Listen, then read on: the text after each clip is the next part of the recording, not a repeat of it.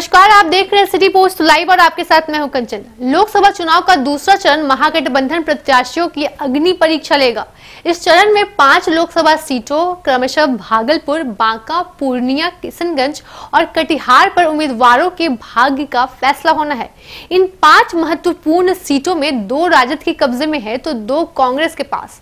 5वीं सीट जदयू के पाले में है। महागठबंधन इस बार फिर अपनी 4 सीटों पर जीत कायम रखने का प्रयास करेगा।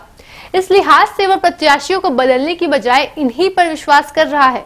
महागठबंधन में फिलहाल सीटों का बंटवारा नहीं हुआ है, मगर माना जा रहा है कि इन सीटों के तालमेल पर कोई समस्या नहीं होगी।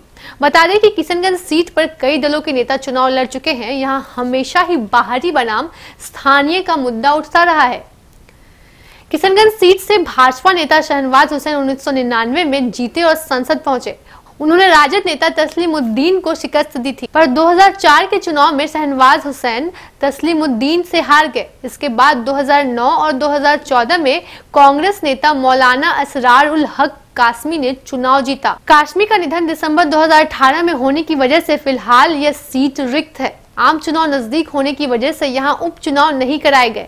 माना जा रहा है कि इस बार भी किशनगंज सीट पर बंटवारे में कांग्रेस के पाले में ही आएगी। वहीं कटिहार सीट को तारिक अनवर का गढ़ माना जाता है। तारिक अनवर इस सीट से 5 बार सांसद रहे हैं। तारिक अब राकंपा को अलविदा कह कांग्रेस के साथ जुट गए हैं। महागठबंधन एक बार फिर तारिक पर विश्वास करेगा और उन्हें कटिहार से अपना उम्मीदवार बनाकर मैदान में उतारेगा, ऐसी उम्मीद की जा सकती है। भागलपुर लोकसभा सीट से इस वक्त राष्ट्रीय जनता दल के शैलेश कुमार उर्फ बुलो मंडल सांसद हैं।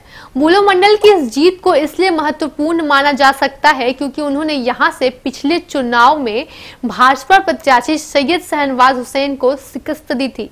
इस लिहाज से राजद से उनका टिकट पक्का माना जा रहा है।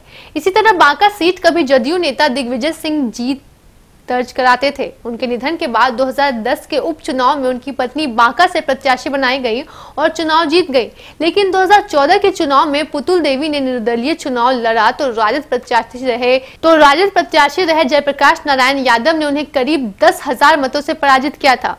वहीं पूर्णिया सीट पर पिछला चुनाव जदयू भाजपा ने अलग अलग लड़ा था। भाजपा ने उदय सिंह को अपना उम्मीदवार बनाकर मैदान में उतारा तो जदयू ने संतोष कुमार कुशवाहा को मैदान में उतारा। जदयू प्रत्याशी पर जनता ने विश्वास जताया और उनकी झोली में जीत डाल दी थी।